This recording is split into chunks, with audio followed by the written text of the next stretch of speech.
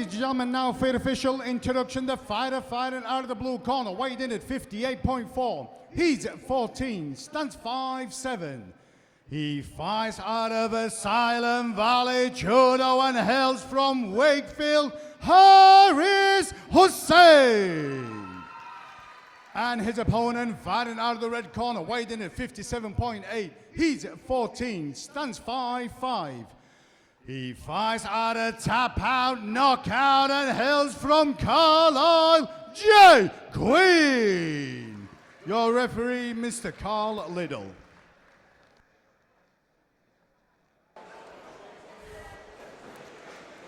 Okay, our third bout of the night at Almighty Fighting Championship 42.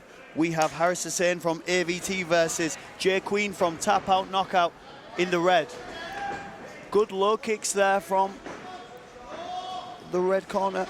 Yeah, Queen getting off to a good start with those low kicks, but Harris just closing the distance. His head's trapped, he just needs to keep that chin tucked. The guillotine there, always drawing people in to give away position, can sometimes be a little bit of a red herring. Yeah, I wonder what the stand-up for that was. Good shots there, good pressure there from the AVT man. He pushes him back towards the fence. Nice knee to the midsection there from Harris, but there's Queen slipping through to the body lock on the back, but Harris taking him over again with that headlock takedown. But the underhook reigns supreme in this situation. He's now angling to the back here. Unless your man's a judo black belt, it can normally be pretty tough to get the dominant position with it. Yeah, but Harris just won that fight for his whizzer to stop Queen from taking his back, and now he's managed to just square back up to his opponent, and he's looking to fight in a Darce choke. Interesting position. I know the team has great front headlock attacks. The Darce grip is still locked in. He's not quite got it tied up, but you can see he's looking to turn his guy over.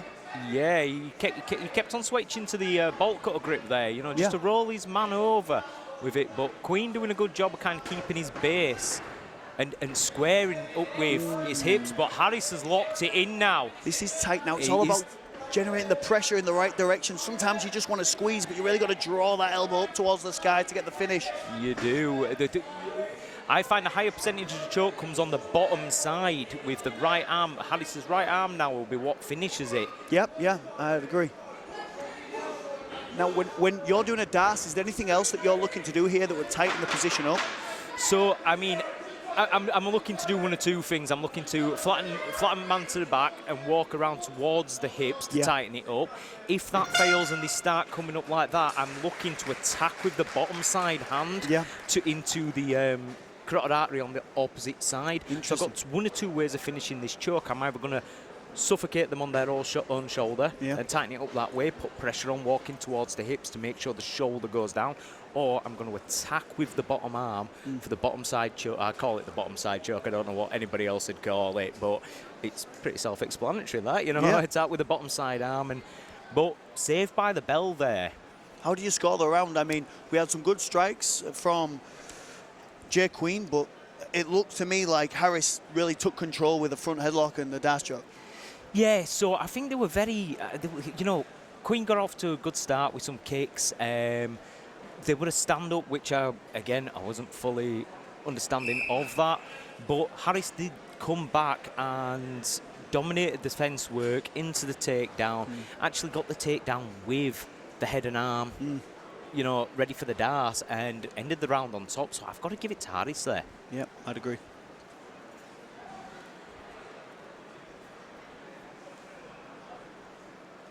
Just a little corner malfunction there. They nearly forgot the gum shield, but we're almost back to business for round two. An extra 10 seconds, doesn't hurt anybody, does it? I know. Could do with those 2-minute breaks. Yes. Hussain running forward to pressure his man into the clinch, it looks like. These amateur C bouts, it's all about the tie-up. Whoever's going to dominate this. Here he goes with the double underhook grips, looking for that outside leg reap. The whizzer turns Harris, but he manages to maintain position. Yeah, and you know, there is Queen's corner were calling for knees, but you've got to address the double. You've got to address the double unders, the body lock at that point. Queen did a really good job as well there, staying on top, but he's now being reversed with that body lock. That's it, and you can just see Harris getting to the opposite side of his head, trying to nullify that guillotine attempt.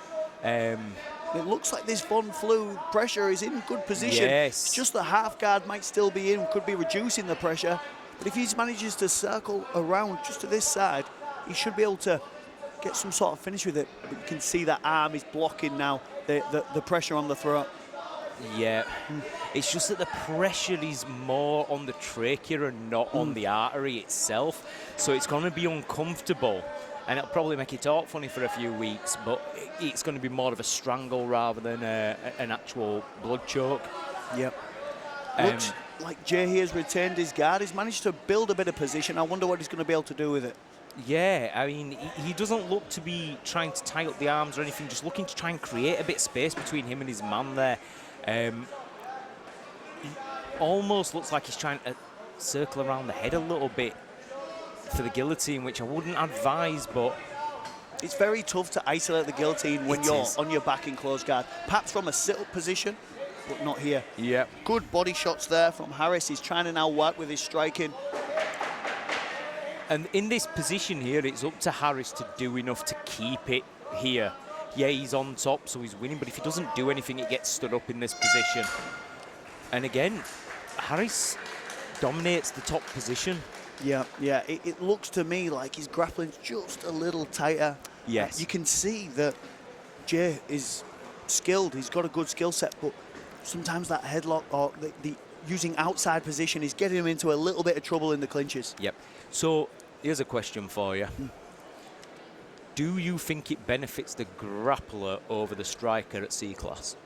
Yeah, for sure. I think that if you remove headshots, there's no incentive to maintain space. Yep. I'm scared if I'm in A-class, B-class professional fighting to move forward because you might punch me on the nose. If that's taken away, the grappler is for sure going to get a slight advantage. And whenever I was fighting as a C-class athlete when I was young, I was 16, it provided me a big advantage. Yeah, you know what, I couldn't agree more with that, but it is just something that we see in the C-class. We see, like, Harris then pressured Queen to the fence and looked for his entry into the clinch. And because there was nothing coming back at him, you know, outside of a leg kick or a body punch. Yeah. Okay, round 3 just about to start. Harris in the blue and Jay, Harris, in the blue and Jay in the red. 2 leg kicks there from Jay, some body shots, leg kicks land again. Using the post now to maintain distance, but it's just not lasted long enough. Big hip toss there from Harris. He's on the Das grip again, but he's just lost the line of the head. Queen manages to get the body lock. It's that inside position. The headlock here could cause him some problems if he gets turned. He had the body lock, which is a high percentage takedown, but now they're just screaming for knees, and rightly so. You know, you've got him locked up. You may as well slam those knees in, but that's what happens when you get turned. The body lock's there. He's just got to be careful to not go down into the guillotine position. Harris taking the inside position there, but he loses it with his leg, but he maintains fence position. His head is stuck. It looks uncomfortable, but it looks like that Jay's secondary arm, his arm that's not doing the choke, is too low for him to really get the strangle. Yeah. The only problem here is creating that space that Harris just did then. Queen managed to lock up the guillotine choke for a second to bring him back to his feet. Yes. This is better from Harris now. Hands are still open. Takedown's not secure, but it's close. Good and finish. He gets it, but he needs to get that head out of there. Now, he's on top. We must be at least halfway through the round now. We are. Last 30 seconds. And honestly, after a great start by Queen in that final round, this is exactly what Harris wants. Damage limitation. You're 2 rounds up, in my opinion. Yeah. You're 2 rounds up. It's a story of a grappler versus striker. You see this scenario. It's really tough when you... AVT is a very big team. Yes. You know, when you come from a big team and then you've got athletes who are from smaller teams who can have fantastic fighters. Yep.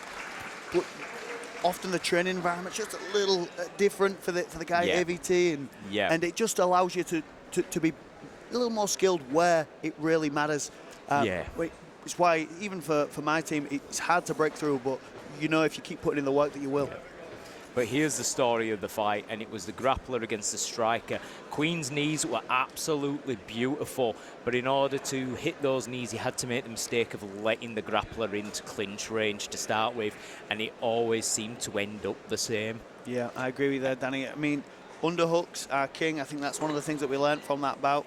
Yeah. Underhooks are king, and never knee out of a body lock. Yes. Never knee out of a body lock. But lovely fight by both guys. Absolutely fantastic work by both guys. They've got bright futures. This is C-class, remember, so we're going to hand it over to our resident MC, Mr. Saif Khan. Ladies and gentlemen, after 3 hard-fought rounds, we go to the judges' scorecard. All 3 judges score this in favor of your winner. In the blue corner, Haris Hussain. Please show your appreciation for Jay Quaid.